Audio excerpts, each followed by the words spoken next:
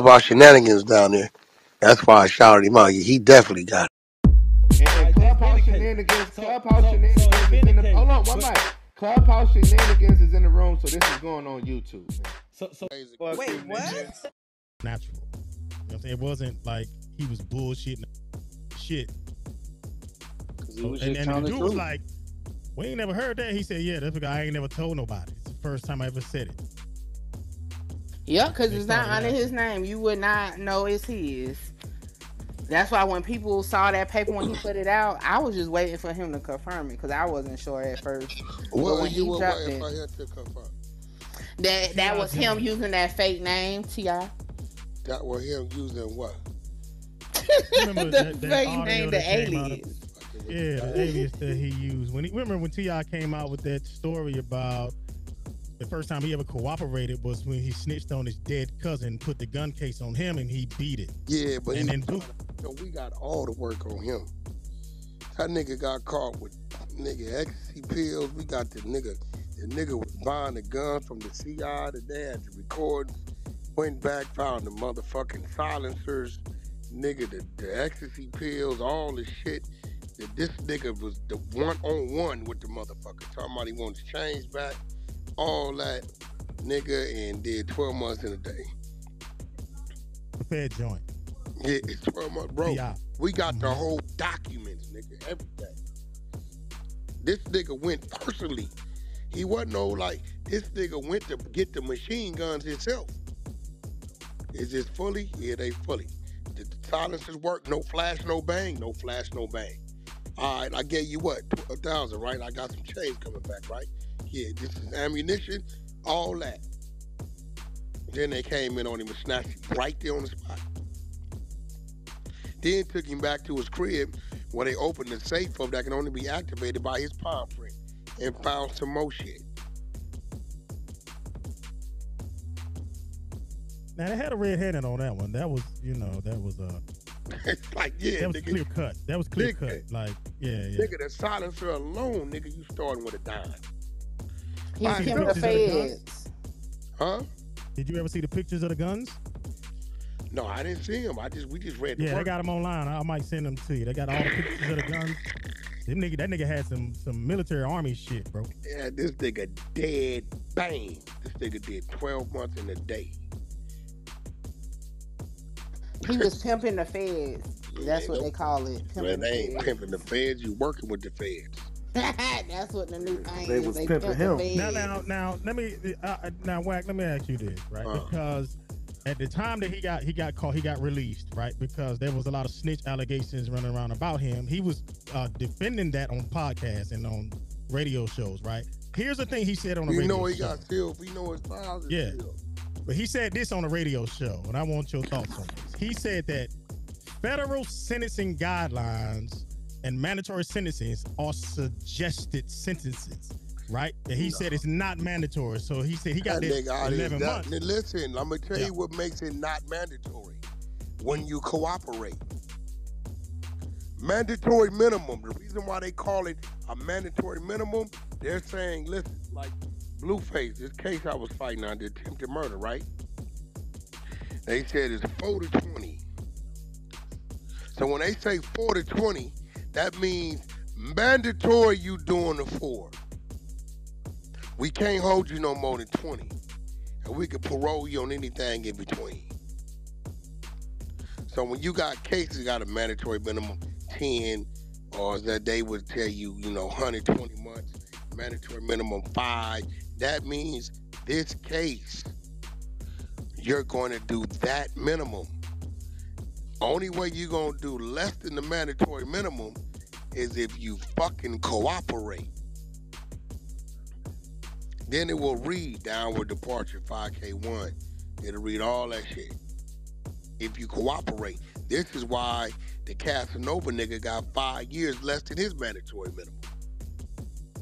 I think his shit was 20 to 60. He run out of there with 15. I think didn't he get a little bit more over? No, he got mandatory? 15. He got 15. His mandatory minimum was, I think his case carried 20 to 60 or some shit like that. Casanova run out of there with 15 years. He's 5 years. Because when he got to 15, I said, how you get to 15? The nigga was looking at 20 to 60. See, he didn't flip till later. Casanova just flipped his year. Yeah, he didn't flip till he saw it was too late. Yeah, he didn't flip. He turned too late. Yeah, he flipped his year. That's probably why he only got the nickel off. Right? He flipped his year. And I think he flipped when they started applying pressure about his previous case he had that he had snitch allegations. And when he started seeing niggas was like on him about that, that's when he started, playing the game. It was too late though. Which case was that? He got a previous case he got a case. Whatever that case he did time for previously, they was all saying he was telling on him. And he started catching the heat about that shit in there. I think 6ix9ine woke that up. Yeah, he woke that shit up. It's a lot of these niggas walking around. I'm gonna be real with you, bro.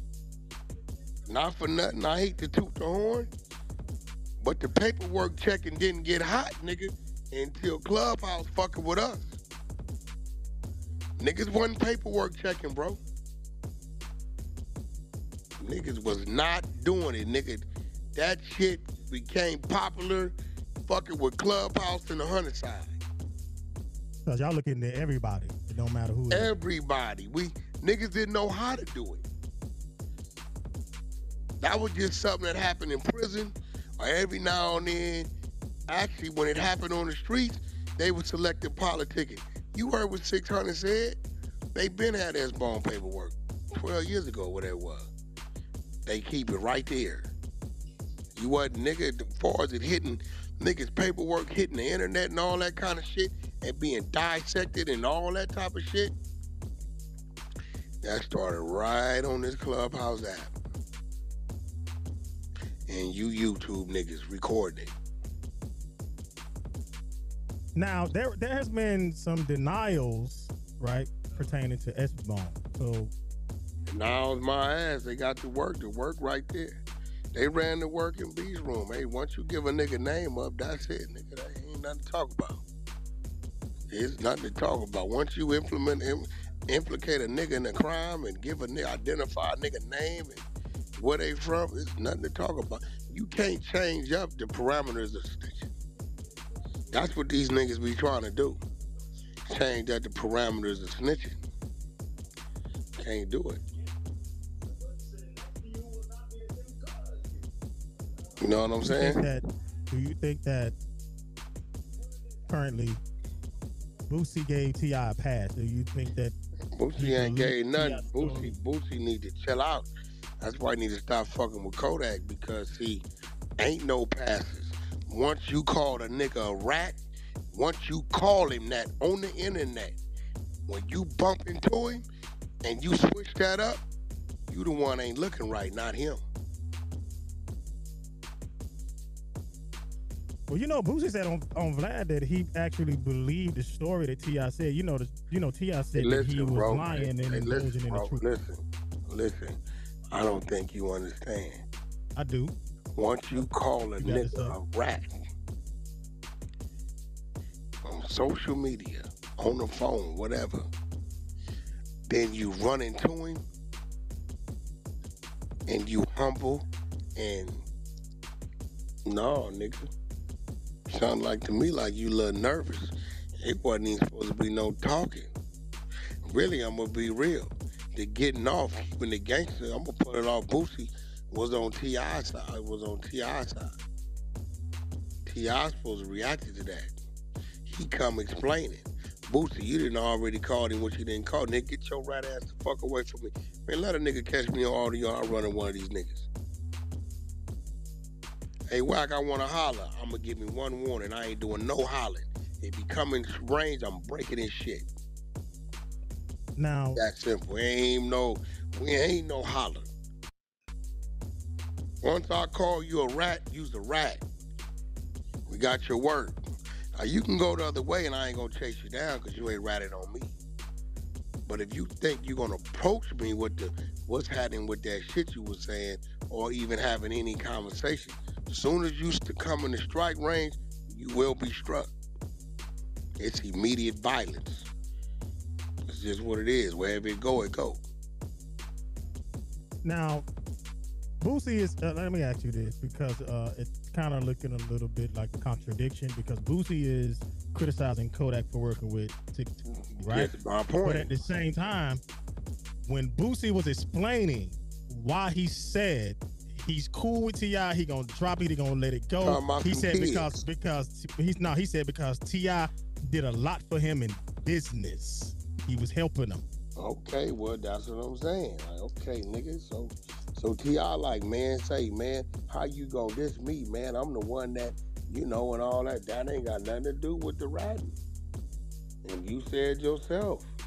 But now you mad over here because Wack come to Kodak and, you know, initiate some business. This business. Okay, let yours go because it's business. That's cool. And I'm going to be real.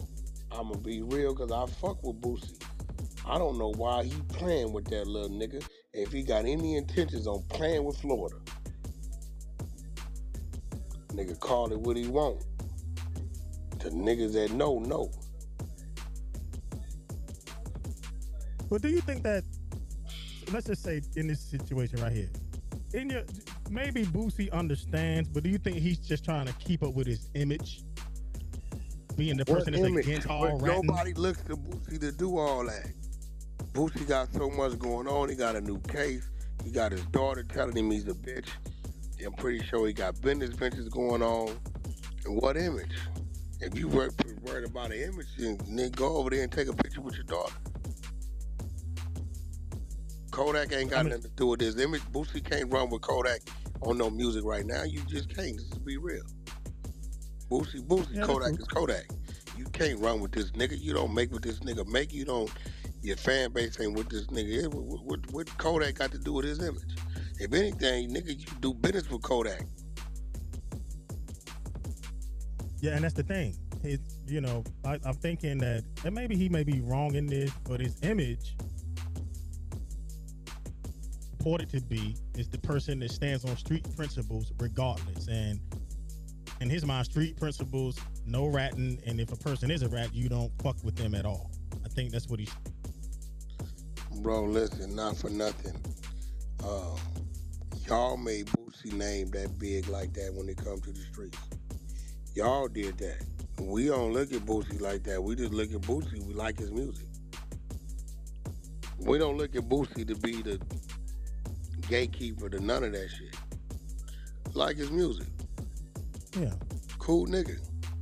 Yeah. So I don't know. Maybe bang them. Maybe did y'all Boosie that's the case. He wouldn't have did the thing where he said, leave your motherfucking neighborhood or they gonna kill you. He would have just stayed right there and police the neighborhood. Now that's an angle. If you was an artist, when you get successful, leave your neighborhood. That don't sound like a motherfucker who want to keep himself inserted in that kind of shit. And I agree with him with that. You're absolutely right. Get the fuck out of there. That's an interesting perspective, but you know, I'm just saying that it just seems like a bit of a contradiction, because if you look at the Vlad when he was explaining why him and T.I was cool, he spoke a lot about the business that T.I was doing for him outside of. But now he's knocking Kodak business. Now he knocking. That's what I'm saying. That's the disconnect right there, because you're actually doing the same thing that Kodak is doing. You gave the man a pass, and he previously did business with you. Come out and criticize Kodak at this moment. I mean, I'm just saying, I don't know why he even want them top. Everybody know about Kodak and that whole little Haitian movement down there. You know. Play.